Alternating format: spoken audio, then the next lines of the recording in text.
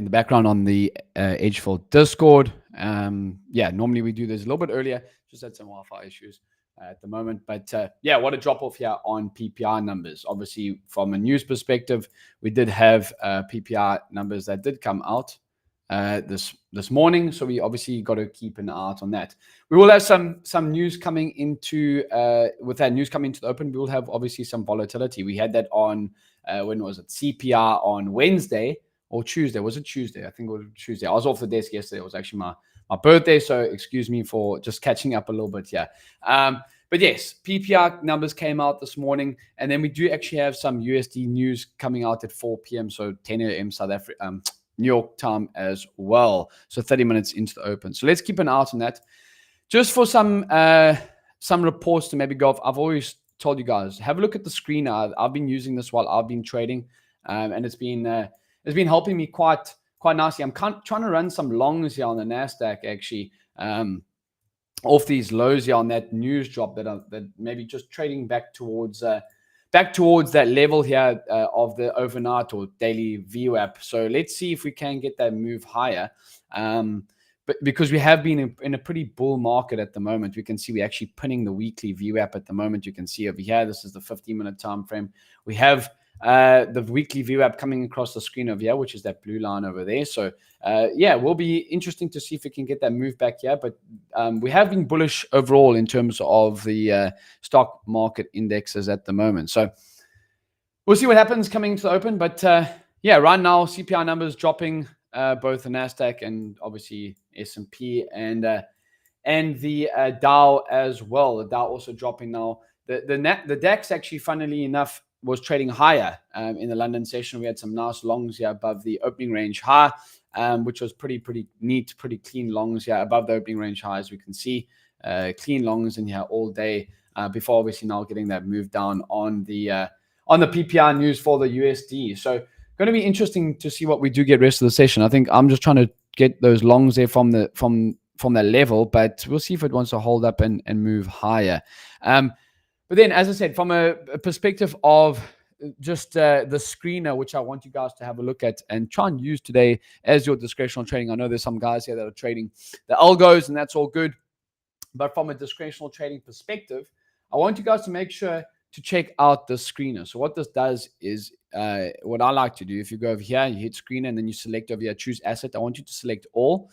Comes out with the 12 tickers, namely the MAG 7 stocks, the options, as well as the futures tickers. And what this kind of does for me when I am looking from a discretionary perspective, it gives me like a bias or thesis of what the whole market as a whole wants to kind of do, without having to go and look at each individual report itself, right? Like the what's in play section. So like it will show me if after the first hour, if I'm looking at the opening candle continuation reports, what is it doing after that first hour? Is it, what are most tickers bullish, bearish? If it's a bit of a mixed bag, I can see, okay, maybe I should be sitting on my hands. Or if it's clearly all bullish, maybe I should be pressing from a discretionary perspective point of view in terms of trading, right? As I said, the algos that I've set up, that the guys are trading, as well as myself, that's all doing its thing in the background. You don't want to be touching that while the stuff is live, right? You just want to let it do its thing, let it play out, and go about your day. I think that's the nice thing. Obviously, yesterday I was off the desk playing some golf.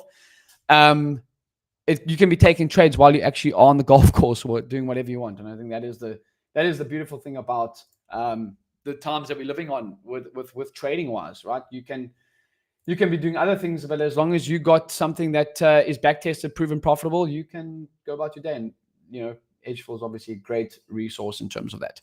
So go check out that screen. And then in terms of individual reports that I want you guys to maybe have a look at, the orb report, of course, is always going to be the one. I love trading the orb report on the Nasdaq for the algos, but you can obviously trade them on the YM and the S&P 500 as well. So yeah, but that is obviously one.